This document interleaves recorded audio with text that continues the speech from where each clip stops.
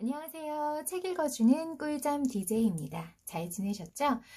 어제 드디어 키다리 아저씨 마지막 이야기까지 읽어드렸습니다. 제가 제인 에어를 그때 읽어드려 보니까 제가 완독을 하지 못하는데 그 앞부분을 읽다가 이제 끝나버리면 조금 제 스스로도 아쉬움이 남더라고요. 그래서 완독을 하지 못하니까 앞부분 조금 읽어드리고, 그리고 그 책의 마지막 녹음은 항상 그런 식으로 그 책의 끝부분을 녹음하는 게 더 낫겠다, 그런 생각이 들었어요. 제인 에어를 제가 지금 혼자서 다 읽었는데 이게 앞부분도 물론 재밌었지만 그 제인 에어의 그 성장기에 관한 내용이 분명히 그 소설상 나와야 하는 부분이긴 하지만 그 앞부분보다도 사실은 그 책의 정수, 핵심은 그 뒷부분이더라고요. 제가 다 읽어보니까. 그래서 혼자 굉장히 한 장 한 장 넘기면서 곱씹고 정말 그 장면 그 로체스터의 감정, 또 제인 에어의 감정을 생각하면서 정말 어렸을 때 느끼지 못했던 감성들을 느끼면서 정말 감동적으로 읽었거든요. 그래서 앞으로는 책을 읽어드릴 때 제가 한번 쭉 읽고 감동적인 부분 플러스 그리고 그 끝부분 마지막을 읽어드려야 되겠다라고 제가 생각을 하게 됐어요. 그래서 키다리 아저씨는 제가 앞부분, 중간 부분, 그리고 마지막 부분까지 이렇게 읽어드리게 됐습니다. 여러분께서도 아마 그렇게 들으시는 게 다 듣지는 못하지만 그래도 조금 한 권을 다 들은 느낌이다, 이렇게 정리가 되실 것 같아요. 그쵸? 오늘은 새로운 책 가지고 왔습니다. 우산 타고 날아온 메리 포핀스. 너무너무 유명한 책이죠? 이 책 제가 읽어드리도록 할게요. 우선 그 메리 포핀스에 나오는 주인공들 읽어드릴게요. 제가 다 읽어드리지는 못하니까 중간중간에 나오는 그 캐릭터들을 이해하시려면 이 친구들에 대한 이야기를 읽고 가면 좋을 것 같아요. 메리 포핀스와 친구들. 메리 포핀스. 우산을 타고 바람에 실려 뱅크스 집에 찾아온 유모. 아이들에게는 불친절하고 집주인에게는 언제나 말대꾸를 하는 희한한 유모다. 특기는 콧방귀와 오리발 내밀기, 애들에게 겁주기 등이며 취미는 유리창에 비춰서 모자 바로 쓰기. 동물은 물론 햇볕이나 바람과도 이야기를 나눌 수 있으며 마음만 먹으면 언제든지 공기 중에 떠다닐 수도 있다. 가벼워서 그런가? 제인과 마이클. 메리 포핀스 손에 맡겨진 형제 중 위의 둘. 괴팍한 유모를 만나 고생할 거라 생각하면 큰 오산. 메리 덕분에 모험 가득한 신나는 날들을 보낸다. 메리의 심술에 익숙해져서 메리가 조금이라도 덜 심술을 부리면 오히려 불안해한다. 존과 바브라. 제인과 마이클의 쌍둥이 동생. 둘 다 갓난아기라고 할 수 있다. 존의 특기는 발가락 입에 물기이고 바브라의 특기는 양말 벗어던지기라고 말한다면 두 아이에게 당장 비웃음을 살 것이다. 사실 그건 그냥 어른들 재미있으라고 서비스해 주는 것일 뿐이니까. 이들 덕분에 우리는 사람은 나이가 들수록 바보가 된다는 놀라운 비밀을 알게 된다. 버트. 아마도 메리의 남자친구. 둘 다 그런 말은 안 하지만 메리가 어울리지 않게 상냥하게 굴고 심지어 장난까지 치는 걸 보면 보통 사이가 아닌 건 틀림없다. 성냥을 팔기도 하고 길바닥에 분필로 그림을 그려서 행인들에게 감상비를 받기도 한다. 솜씨? 글쎄. 앤드루. 고상한 이름을 가진 이 강아지는 교양 빼면 남는 건 살밖에 없는 라크 아주머니가 기르고 있다. 아주머니에 대해 나쁜 마음은 없지만 요란스러운 사랑이 부담스러워 급기야 가출을 결심한다. 물론 메리가 이 용감한 반항에 큰 도움을 준다. 코리 할머니. 천하의 메리 포핀스가 공손하게 대하는 유일한 사람. 코리 할머니는 자그마하지만 덩치가 산만한 두 딸을 눈물이 쏙 빠지도록 다그치는가 하면 제인과 마이클에게는 다정하고 존과 바브라에게는 심지어 손가락까지 내어준다. 이게 무슨 무시무시한 말인가 싶은 분들은 책을 잘 읽어보시길. 첫 번째 챕터는 동쪽에서 불어온 바람, 인데요. 이 챕터는 아마 영화를 보신 분들도 계시고 또 오디오북으로도 많이 올라와 있어서 아마 이 챕터는 많이들 아실 것 같아요. 메리 포핀스가 이력서를 작성하지도 않고 유모를 구한다는 말에 그 집에 들어가게 되는 첫 방문, 첫 등장하는 씬이 바로 이 챕터거든요. 그래서 저는 두 번째 챕터부터 읽어드리도록 하겠습니다. 첫 번째 챕터에서 아이들이 굉장히 놀라죠. 메리 포핀스가 들고 온 그 작은 가방 안에서 우산도 나오고 약병도 나오고 그래서 저분의 정체는 과연 무엇인가 조금 의아하다, 이상하다 하는 생각을 하는 그런 챕터입니다. 2. 외출. 뱅크스 부인이 말했다. 3주일에 한 번씩 목요일 2시부터 5시까지예요. 메리 포핀스가 뱅크스 부인을 똑바로 쳐다보며 이렇게 말했다. 마음씨 좋은 주인들은 2주일에 한 번씩 목요일 1시부터 6시까지로 해주던데요. 그게 안 된다면... 그러고는 슬그머니 입을 다물었다. 뱅크스 부인은 메리 포핀스가 무슨 말을 하려다 말았는지 금방 알아차렸다. 원하는 만큼 외출 시간을 주지 않으면 그만두겠다는 뜻일 것이다. 뱅크스 부인이 다급히 말했다. 알았어요. 그렇게 하세요. 뱅크스 부인은 메리 포핀스가 마음씨 좋은 주인이란 어떤 건지 자기보다 더 많이 알기를 바라지 않았다. 메리 포핀스는 하얀 장갑을 끼고 우산을 팔에 걸쳤다. 비는 한 방울도 오지 않았지만 우산 손잡이가 너무 예뻐서 도저히 집에 두고 나갈 수가 없었던 것이다. 어느 누가 앵무새 머리 모양의 손잡이가 달린 우산을 집에 그냥 놓고 다닐 수 있겠는가. 그것도 메리 포핀스처럼 허영심 많고 남의 눈에 띄기를 좋아하는 사람이. 사실 메리 포핀스는 자기가 아주 매력적인 사람이라고 굳게 믿고 있었다. 제인이 2층 방 창가에서 메리 포핀스에게 손을 흔들며 소리쳤다. 어디 가요, 아줌마? 메리 포핀스가 말했다. 창문을 닫아주면 고맙겠구나. 그러자 제인의 얼굴이 이내 창가에서 사라졌다. 메리 포핀스는 마당길을 지나 대문을 열고 벚나무 길로 나갔다. 그리고 빨리 쫓아가지 않으면 오후가 달아나 버리기라도 하는 양 종종 걸음을 쳤다. 그러더니 모퉁이에서 오른쪽으로 한 번 돌고 다시 왼쪽으로 돌아 나와서 경찰이 날씨 참 좋죠? 하고 인사를 하자 거만하게 고개만 까딱했다. 그때 메리 포핀스는 자신의 자유시간이 벌써 시작되었음을 느꼈다. 메리 포핀스는 빈 자동차 앞에 서서 앞 유리창에 자기 모습을 비추어 보았다. 모자를 똑바로 쓰고 옷매무새도 가다듬고 앵무새 머리 모양의 우산 손잡이가 눈에 잘 띄도록 우산을 겨드랑이에 살짝 꼈다. 이렇게 모든 채비가 다 끝나자 메리 포핀스는 성냥팔이 사나이를 만나러 갔다. 맑지만 제법 쌀쌀한 이 특별한 날에 성냥팔이 사나이는 그림을 그리고 있었다. 바나나 2개, 사과 하나, 엘리자베스 여왕의 얼굴을 잇따라 그리고 있을 때 메리 포핀스가 나타났다. 메리 포핀스는 성냥팔이 사나이를 놀라게 해주려고 발꿈치를 들고 살금살금 다가갔다. 그리고 나지막이 말했다. 안녕? 하지만 성냥팔이 사나이는 갈색 분필을 들고 바나나와 엘리자베스 여왕의 곱슬머리를 그리느라 정신이 없었다. 메리 포핀스가 교양 있게 헛기침을 했다.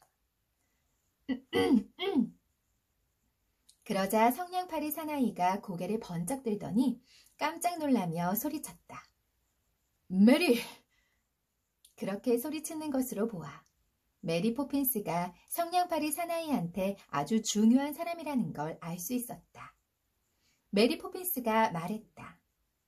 버트, 나 오늘 노는 날이야. 알고 있었어? 성냥팔이 사나이가 말했다. 그럼 알고 있었지. 그런데 메리... 버트는 그리다만 그림 옆에 놓인 모자를 내려다보며 슬픈 표정을 지었다. 모자 안에는 달랑 2펜스밖에 없었다. 버트는 모자를 들고 동전을 짤랑짤랑 흔들었다. 하지만 메리 포핀스는 실망한 기색이라고는 전혀 없이 아주 밝게 말했다. 그게 다야? 성냥팔이 사나이가 대답했다. 다 운이지 뭐. 오늘은 장사가 잘 안 돼. 누가 저런 그림을 보려고 돈을 내겠어. 안 그래? 그러고는 엘리자베스 여왕의 얼굴 그림 쪽으로 턱짓을 하며 말했다. 그래서 이렇게 된 거야. 메리, 어떡하지? 오늘은 점심을 사줄 돈이 없어. 정말 미안해. 괜찮아, 버트. 신경 쓰지 마. 나 별로 점심 먹고 싶지 않아. 빵은 소화가 잘 안 되잖아? 정말이야. 나무 딸기잼을 바른 케이크를 그렇게 좋아하면서도 이런 말을 하다니. 메리 포핀스로서는 대단한 일이었다. 성냥팔이 사나이가 메리 포핀스의 장갑 낀 손을 꼭 잡은 것으로 보아 그 사나이도 그렇게 생각하는 것 같았다. 둘은 길바닥에 그려진 그림들을 따라 걸었다. 버트가 산 그림을 가리키며 자랑스럽게 말했다. 이 그림 처음 보지? 산봉우리에 하얀 눈이 덮여있고 산빛 아래 피어있는 큼직큼직한 장미꽃에 메뚜기들이 흩어져 앉아있는 그림이었다. 메리 포핀스는 그제야 버트의 마음이 상하지 않도록 조용히 한숨을 쉴 수 있었다. 메리 포핀스가 말했다. 아, 버트, 정말 멋진 대접이야. 버트는 그 말을 듣고 자기 그림은 왕립미술관에 걸어도 빠지지 않을 거라고 생각하며 우쭐해했다. 왕립미술관이란 그림들이 걸려있는 넓은 방을 말하는데 사실 사람들은 왕립미술관에 그림을 보러 가서 한참 동안 뚫어지게 바라보다가 다른 사람한테 이렇게 이야기한다. 세상에, 저것도 그림이라고. 메리 포핀스와 성냥팔이 사나이가 다음으로 본 그림은 첫 번째 그림보다 훨씬 좋았다. 메리 포핀스는 멈추어 서서 그 그림을 좀 더 자세히 들여다보며 감탄을 했다. 어머나, 정말 흠잡을 데가 없어. 성냥팔이 사나이는 무척 들뜬 표정으로 메리 포핀스의 한쪽 손마저 덥석 잡았다. 메리, 좋은 생각이 났어. 진짜 멋진 생각이야. 우리 저기 가는 게 어떨까? 오늘, 지금 당장. 우리 둘 다 그림 속으로 들어가는 거야. 그러더니 잡고 있던 메리 포핀스의 두 손을 획 잡아당겼다. 거리의 소 울타리와 가로등이 멀어져 가고 둘은 그림 한복판으로 들어갔다. 둘은 어느새 그림 속에 들어와 있었다. 들판이 얼마나 푸르고 한가로운지, 발밑의 풀은 또 얼마나 보드라운지, 메리 포핀스와 성냥팔이 사나이는 정말로 믿어지지가 않았다. 메리 포핀스와 성냥팔이 사나이는 서로를 바라보았다. 그제야 둘은 상대방의 모습이 달라진 것을 깨달았다. 메리 포핀스가 보니 성냥팔이 사나이는 완전히 새 옷을 한 벌 사입은 것 같았다. 초록과 빨간색 줄무늬 외투에 하얀 모직 바지를 입고 근사한 새 밀짚 모자를 쓰고 있었다. 얼굴도 광택제로 닦은 것처럼 반짝반짝 윤이 났다. 메리 포핀스가 감탄한 듯 외쳤다. 우와, 버트, 너무 근사해. 버트가 눈이 휘둥그레져서 메리 포핀스를 한참 바라보더니 침을 꿀꺽 삼키고 겨우 말했다. 세상에. 그 말이 전부였다. 그러나 버트의 말투에 놀라움이 가득한 데다 메리 포핀스를 바라보는 눈길에 기쁨이 흘러 넘치고 있어서 메리 포핀스는 가방에서 손거울을 꺼내 자신의 모습을 비추어 보았다. 그리고 자신의 모습도 달라졌음을 알았다. 어깨에는 옅은 무늬가 수놓인 아름다운 비단 망토가 걸쳐져 있고 기다란 깃털이 모자 끝에서 뒷덜미까지 구부러져 내려와 뒷덜미를 간지렸다. 매일같이 신던 구두는 사라지고 대신 반짝이는 큼직한 다이아몬드가 박힌 최고급 구두가 신겨져 있었다. 그러나 하얀 장갑과 우산은 그대로 있었다. 메리 포핀스가 말했다. 세상에, 이건 정말 멋진 나들이야. 메리 포핀스와 성냥팔이 사나이는 자기 자신과 상대방의 모습에 탄성을 터뜨리며 작은 숲을 지나갔다. 이내 햇살이 내리비치는 좁은 빈터가 나왔다. 그런데 그곳에 점심 식사가 차려진 초록색 탁자가 놓여있는 것이 아닌가. 탁자 한가운데에는 나무 딸기잼을 바른 빵이 메리 포핀스의 허리 높이까지 수북이 쌓여있고 그 옆에 커다란 노스의 주전자에서는 차가 보글보글 끓고 있었다. 탁자에는 식용소라도 2접시 놓여있고 소라를 꺼내 먹을 핀도 2개 놓여있었다. 메리 포핀스가 말했다. 끝내준다. 메리 포핀스는 기쁠 때면 늘 이렇게 말했다. 성냥팔이 사나이도 말했다. 세상에. 성냥팔이 사나이도 기쁠 때면 늘 이렇게 말했다. 그때 누군가가 말했다. 앉으시죠, 아가씨. 뒤를 돌아보니 숲에서 검은 외투를 입은 키 큰 남자가 냅킨을 팔에 걸고 뚜벅뚜벅 걸어오고 있었다. 검은 외투를 입은 남자가 자기 소개를 했다. 전 웨이터입니다. 아시죠? 메리 포핀스가 말했다. 하지만 댁은 그림이 없었는데? 웨이터가 말했다. 아, 저는 나무 뒤에 있었거든요. 메리 포핀스가 공손하게 말했다. 같이 앉으실래요? 웨이터는 앉으면 안 됩니다, 아가씨. 웨이터는 말은 그렇게 했지만 무척 고마워하는 눈치였다. 메리 포핀스와 성냥팔이 사나이가 먹기 시작하자 웨이터가 곁에서 일일이 시중을 들어주었다.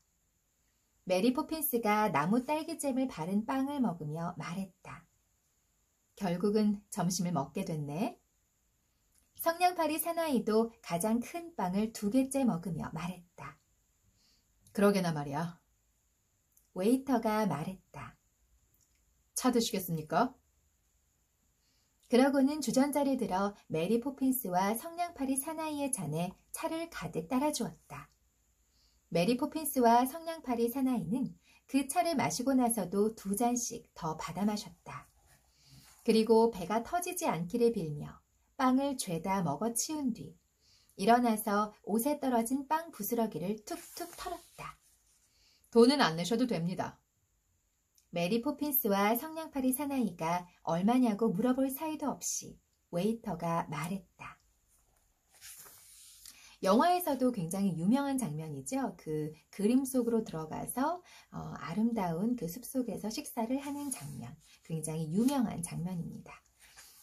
그리고 챕터 4 더 이어서 읽어드리도록 할게요.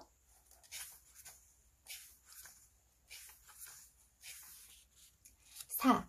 라크 아주머니네 강아지. 벚나무길 17번지 옆집에는 라크 아주머니가 살고 있었다.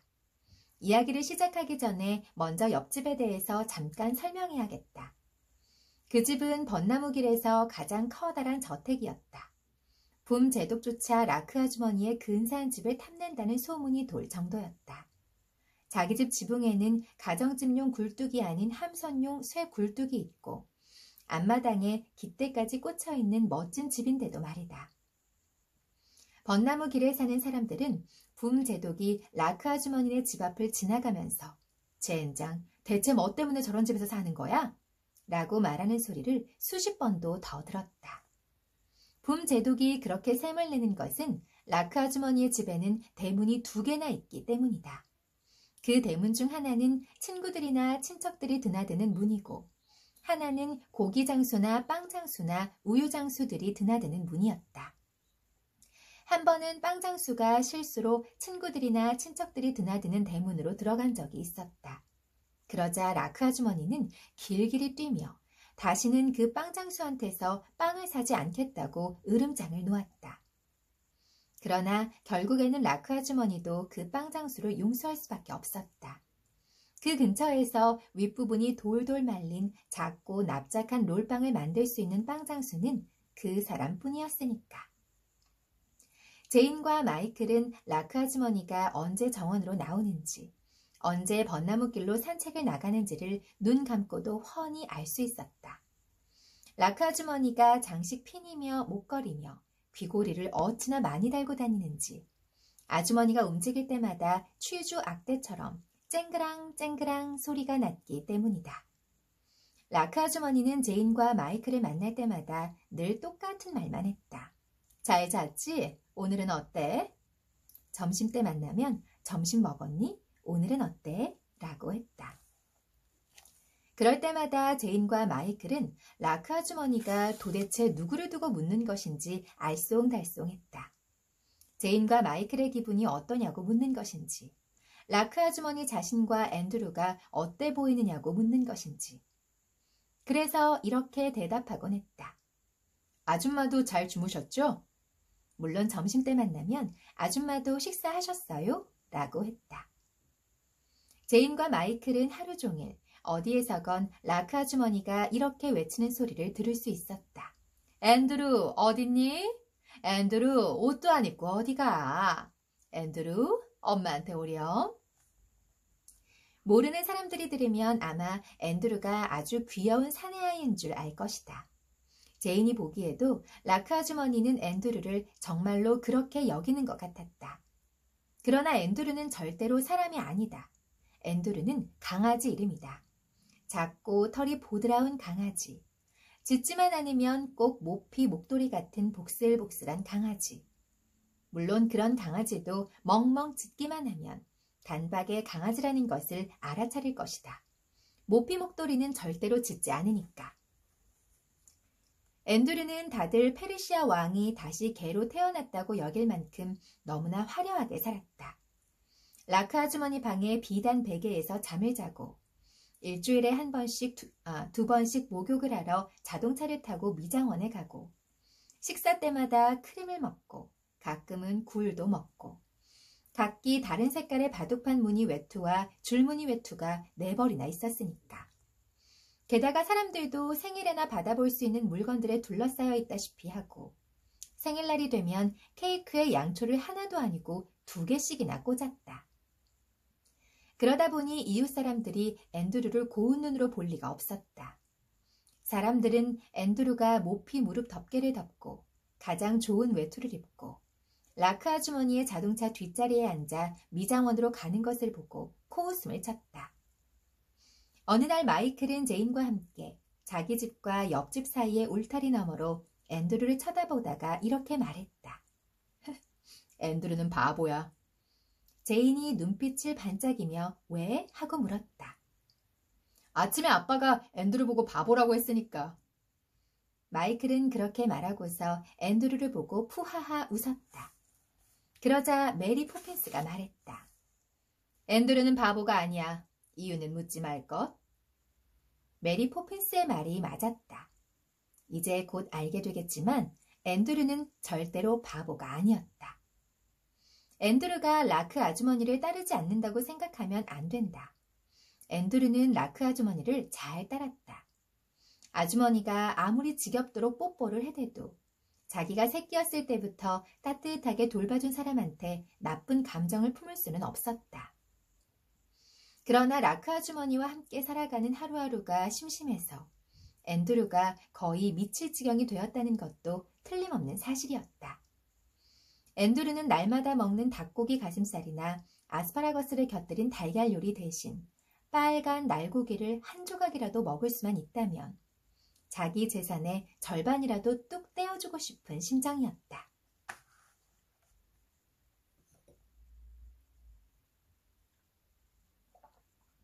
이건 너무 현실적인 얘기긴 하지만 사실 강아지한테, 개한테 이 사람이 먹는 음식을 주면 절대 안 되는데, 그쵸? 아시죠? 닭고기 가슴살은 괜찮을 것 같아요. 왜냐면 요즘에는 그 강아지들 용으로 나온 그 닭고기, 닭가슴살 뭐 이런 큐브가 있는 걸로 알고 있어요.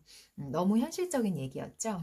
어쨌든 여기서는 굉장히 고급스러운 요리를 먹는다. 이제 그런 얘기를 한 거였죠. 앤드루는 마음속에 꼭꼭 숨겨둔 비밀이 있었다. 그것은 바로 평범한 개가 되고 싶다는 것이었다. 앤드루는 라크 아주머니의 집 응접실에 걸린 자신의 족보 앞을 지나갈 때마다 부끄러워 온몸을 바르르 떨었다. 라크 아주머니가 그 족보를 보면서 아이고, 우리 앤드루 집안도 좋지 하고 호들갑이라도 떨면 차라리 아비도 없고 아비의 아비도 없고 아비의 아비의 아비도 없었으면 좋겠어 하고 생각한 적이 한두 번이 아니었다. 앤드루가 평범한 개들을 친구로 사귄 것도 모두 평범한 개가 되고 싶은 바람 때문이었다. 앤드루는 기회만 있으면 대문으로 달려가 평범한 개들을 기다리며 앉아 있었다. 그러다가 운이 좋은 날에는 대문 앞에서 평범한 개들과 평범한 이야기 몇 마디를 주고받을 수도 있었다. 그러나 라크 아주머니에게 들키기라도 하면 어김없이 이렇게 외치는 소리를 들어야 했다. 앤드루! 앤드루 들어와! 그렇게 지저분한 거지들하고 어울리면 안 돼! 그러면 앤드루는 제 발로 집 안으로 뛰어들어왔다. 안 그러면 라크 아주머니에게 끌려 들어가는 창피를 당해야 했으니까. 그리고 라크 아주머니가 자기에게 내 보물, 내 기쁨, 내 귀여운 얼음사탕이라고 말하는 것을 친구들이 혹시 듣게 될까봐 얼굴을 붉힌 채 계단을 후다닥 달려 올라가곤 했다. 앤드루와 가장 친한 친구는 평범한 정도가 아니었다. 그 개는 똥개였다. 에어데일 종과 리트리버 종의 잡종이었는데 두 종의 나쁜 점만 타고난 개였다. 거리에 소동이 있을 때마다 그 개가 그 자리에서 빠지는 법이 없었다. 그 개는 집배원이나 경찰들을 늘 성가시게 하고 하수구 안에서 킁킁대며 다니거나 양철 쓰레기통을 뒤지는 일을 세상에서 가장 좋아했다. 그러나 앤드루는 그 개가 너무나 좋아서 눈만 뜨면 그 개를 기다렸다. 때로는 공원에서 킁킁 킁킁 소리밖에 주고받지 못할 때도 있지만 아주 드물기는 해도 운이 좋을 때는 대문을 사이에 두고 오랫동안 이야기를 나눌 수도 있었다. 그 개는 동네에 떠도는 온갖 이야기들을 앤드루에게 들려주었다.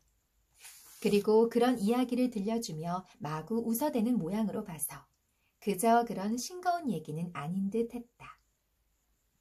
그러다가 갑자기 라크 아주머니가 창문에서 앤드루를 부르는 소리가 들리면 그 개는 벌떡 일어나서 라크 아주머니에게 혀를 쏙 내밀어 보였다. 그리고 앤드루에게 눈을 찡긋하고서 자기는 괜찮다는 걸 보여주려고 엉덩이를 실룩대며 걸어가곤 했다.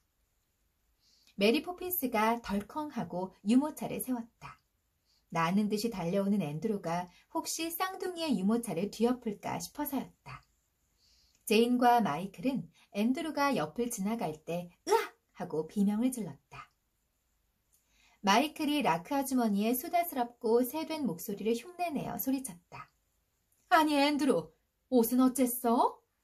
제인이 말했다. 앤드루, 이 버르장머리 없는 녀석! 여자인 제인은 라크 아주머니 흉내를 더 잘 냈다. 그런데 앤드루는 제인과 마이클을 쳐다보고 코웃음을 치고는 메리 포핀스에게 몇 번이나 급히 지저댔다. 월! 메리 포핀스가 말했다. 가만히 있자. 오른쪽으로 돌아서 왼쪽 두 번째 집인 것 같은데. 월? 아니, 정원은 없고 뒷마당만 있어. 대문은 보통 열려있고. 월? 잘은 모르겠지만 그런 것 같아. 식사 시간에는 대개 집에 있어. 그러자 앤드루는 고개를 휙 젖히고 다시 급히 달려갔다. 제인과 마이클은 어찌나 놀랐던지 눈이 찻잔 접시만큼 휘둥그레졌다. 마이클이 숨 돌릴 새도 없이 물었다. 앤드루가 뭐래요?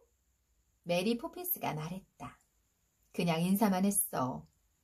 그러고는 아무 말도 하지 않고 입을 꾹 다물었다. 존과 바브라가 유모차에서 옹알옹알 걸었다. 마이클이 거짓말 하고 말했다. 제인도 말했다. 그랬을 리 없어요. 메리 포핀스는 까딱도 하지 않고 말했다. 그래, 너희들만큼 잘하는 사람이 있으려고. 늘 그렇잖아. 마이클이 말했다. 앤드루는 아줌마한테 누가 어디에 사느냐고 물었을 거예요. 틀림없어. 메리 포핀스가 콧방귀를 뀌며 말했다. 알면서 묻긴 왜 물어? 난 백과사전이 아니야. 제인이 나섰다. 마이클, 그런 식으로 물으면 절대로 얘기 안 해주실 거야. 메리 아줌마, 앤드루가 뭐라고 했어요? 제발 가르쳐주세요. 네? 마이클한테 물어봐. 쟨 모르는 게 없어. 만물 박사잖아. 마이클이 소리쳤다. 아니야, 난 몰라. 정말로 몰라요. 메리 아줌마, 제발 가르쳐주세요. 3시 반이다. 간식 시간이야. 메리 포핀스는 그렇게 말하고는 조개처럼 입을 딱 다물고 유모차를 돌렸다. 집으로 돌아가는 길에도 메리 포핀스는 말을 한마디도 하지 않았다. 제인과 마이클은 뒤에 찾았다. 제인이 쏘아붙였다. 너 때문이야. 너 때문에 이젠 알 수가 없게 됐잖아. 관심 없어. 난 하나도 안 궁금해. 사실은 마이클도 궁금해서 견딜 수가 없었다. 그런데 결국 간식도 먹기 전에 마이클과 제인뿐만 아니라 온 동네 사람들이 그 일이 왜, 어떻게 벌어진 것인지 알게 되었다. 메리 포핀스와 아이들이 집에 가기 위해 막 길을 건너려 할 때 옆집에서 고함 소리가 들렸다. 무슨 일인가 싶어서 보니 옆집에서 아주 괴상한 일이 벌어지고 있었다. 가정부 2사람이 잃어버린 가보라도 찾는 양 이쪽 저쪽으로 뛰어다니며 숲풀 및 나무 위를 닥치는 대로 뒤져보고 있었다. 로버트슨 A도 옆집으로 급히 달려가 자갈 밑에 보물이 숨겨져 있기라도 한 것처럼 정원길을 빗자루로 쿡쿡 찌르며 시간을 때우고 있었다. 라크 아주머니가 팔을 휘젓고 뛰어다니며 소리쳤다. 앤드루 어디 갔니? 우리 아들이 안 보여. 경찰을 불러야겠어. 총리를 만나야겠어. 앤드루가 없어. 어떡해. 제인이 서둘러 길을 건너면서 말했다. 라크 아줌마가 불쌍해. 제인은 라크 아주머니가 너무나 안쓰러워 보여서 마음이 아팠다. 그런데 정작 라크 아주머니를 안심시킨 사람은 마이클이었다. 마이클은 자기 집 대문 안으로 들어서며 벚나무 길을 흘끗 돌아보았다. 그런데 그 순간 앤드루가 보였다. 앤드루다! 라크 아줌마! 앤드루가 와요! 저기요! 지금 막 길모퉁이를 돌아 붐 제독 집 앞을 지나고 있어요. 어디? 라크 아주머니는 숨도 안 쉬고 말하고는 마이클이 가리키는 쪽을 바라보았다. 앤드루가 틀림없었다. 앤드루는 세상에 걱정할 일이 뭐가 있느냐는 듯 느릿느릿 태평스럽게 걸어오고 있었다. 그리고 그 옆에는 에어데일 종과 리트리버 종의 잡종이며 2종의 나쁜 점만 타고난 커다란 개 한 마리가 앤드루와 발을 맞추어 척척 걸어오고 있었다. 라크 아주머니는 한숨을 푹 쉬며 말했다. 휴, 살았다. 이젠 됐어. 앤드루와 그 친구는 귀를 쫑긋 세우고 꼬리를 살랑살랑 흔들며 여유만만하게 걸어왔다. 그러나 앤드루의 눈빛을 보면 무슨 일인가 단단히 각오를 하고 왔다는 것을 알 수 있었다. 라크 아주머니가 앤드루의 친구를 보더니 말했다. 아니 저 지저분한 개가 헐! 너네 집으로 가! 그러나 그 개는 도로에 주저앉더니 왼쪽 앞발로 오른쪽 귀를 쓱쓱 긁으며 하품만 할 뿐이었다. 라크 아주머니는 팔을 마구 휘저으며 소리쳤다. 썩 꺼져! 니네 집으로 가! 헐! 그러고는 앤드루에게 말했다. 앤드루, 얼른 안 들어와? 옷도 안 입고 혼자서 돌아다니다니. 너 때문에 속상해 죽겠다. 그러나 앤드루는 맥없이 짖기만 할 뿐 꼼짝도 하지 않았다. 라크 아주머니가 말했다. 앤드루, 왜 그래? 얼른 들어와. 그러자 메리 포핀스가 말했다. 안 들어가겠다는데요? 라크 아주머니는 고개를 획 돌려 메리 포핀스를 흘겨보았다. 어떻게 그렇게 잘 알죠? 쟨 내 개예요. 틀림없이 들어올 거라고요. 메리 포핀스가 말했다. 안 들어가겠대요. 친구랑 함께 들어갈 수 없다면 자기도 안 들어간대요. 라크 아주머니는 퉁명스럽게 말했다. 나 참 기가 막혔어. 앤드루가 그런 말을 했을 리 없어요. 내가 저렇게 흉물스런 똥개를 우리 집 대문 안에 들여놓을 것 같아요? 그러자 앤드루가 월 하고 짖었다. 제 말이 맞는다고 그러는데요. 그리고 친구랑 같이 이 집에서 살 수 없다면 자기는 집을 나가서 친구와 함께 살겠대요. 라크 아주머니의 눈에서는 당장이라도 눈물이 뚝뚝 떨어질 것 같았다. 앤드루, 어떻게? 네가 어떻게? 내가 너한테 못해준 게 뭐가 있다고? 하지만 앤드루는 왈왈 짖고는 돌아서 버렸다. 그러자 앤드루의 친구도 일어났다. 라크 아주머니가 울먹이며 말했다. 정말 갈 거야? 앤드루가 정말 가려고 해. 나를 떠나려고 해. 알았어, 앤드루. 내가 졌어. 저 똥개도 우리 집에서 지내도록 해줄게. 하지만 잠은 창고에서 자야 돼. 메리 포핀스가 말했다. 부인, 앤드루가 안 된대요. 친구도 자기처럼 부인의 방에서 비단 베개를 베고 자야 한다는군요. 안 그러면 자기도 창고에 가서 친구랑 함께 자겠대요. 라크 아주머니는 끙끙대며 말했다. 앤드루, 어떻게 그럴 수가 있어. 그건 절대로 들어줄 수 없어. 그러자 앤드루는 떠날 준비를 했다. 친구 개도 마찬가지였다. 라크 아주머니가 소리쳤다. 앤드루가 나를 떠나려고 해. 알았어, 알았다고 다 들어줄게. 저 개도 내 방에서 자게 해줄게. 하지만 너 다시는 이러면 안 돼. 알았어? 어디서 저런 아무것도 아닌 개를. 그리고 줄줄 흐르는 눈물을 닦으며 말을 이었다. 앤드루, 네가 이럴 줄은 정말 몰랐어. 하지만 무슨 생각이 들건 더 이상 말하지 않을게. 앞으로 이 짐승은 떠돌이나 비렁뱅이라고 부를 거야. 그러자 앤드루의 친구가 성난 얼굴로 라크 아주머니를 노려보았고 앤드루도 큰 소리로 짖어댔다. 메리 포핀스가 말했다. 저 개를 윌로비라고 불러야 한대요. 윌로비가 저 개 이름이래요. 윌로비라고? 세상에, 갈수록 태산이야. 앤드루가 다시 짖었다. 그러자 라크 아주머니가 메리 포핀스에게 물었다. 이번에는 또 뭐래요? 집에 들어가면 앞으로는 절대로 옷을 입히거나 미장원에 데리고 가지 말래요. 그게 끝이래요. 한동안 침묵이 흘렀다. 라크 아주머니가 마침내 입을 열었다. 알았어. 하지만 앤드루, 내 말 잘 들어. 그러다가 만약 네가 독감에 걸린다면 그건 내 책임이 아니야. 라크 아주머니는 그렇게 말하면서 돌아섰다. 그리고 계단을 탁탁 걸어 올라가 마지막 눈물 한 방울을 닦았다. 앤드루는 고개를 꼿꼿이 세우고 윌로비를 쳐다보았다. 마치 가자 하고 말하는 것 같았다. 이제 그 두 마리 개는 나란히 서서 승리의 깃발처럼 꼬리를 살랑살랑 흔들며 발맞추어 정원길을 걸어갔다. 2층 아이들 방에서 간식을 먹으며 제인이 말했다. 앤드루는 바보가 아니었어. 너도 봤지? 마이클이 맞장구를 쳤다. 그래, 맞아. 그런데 메리 아줌마는 어떻게 그걸 알았을까? 제인이 말했다. 나도 몰라. 메리 아줌마는 절대로 얘기 안 해줄 거야. 절대로. 아, 재밌네요.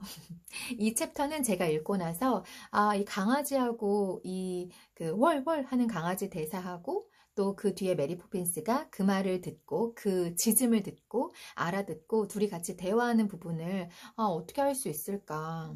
근데 뭐 써있는 대로 읽어야죠. 그쵸? 어떻게 해요? 월월, 월월, 월 이렇게 써 있거든요. 그러니까 물론 억양이 써 있는 건 아니지만 느낌표하고 또 물음표 이렇게 표시가 되어 있어서 열심히 강아지 연기를 제가 해봤습니다. 극한 직업이네요. 오늘도 들어주셔서 감사하고요. 오늘은 라크 아주머니네 강아지 이야기까지 읽어드렸습니다. 앞으로도 메리 포핀스가 있는 곳에서는 어디든지 즐겁고 판타지한 얘기들이 계속 이어질 거예요. 다음 시간도 기대해 주세요. 감사합니다.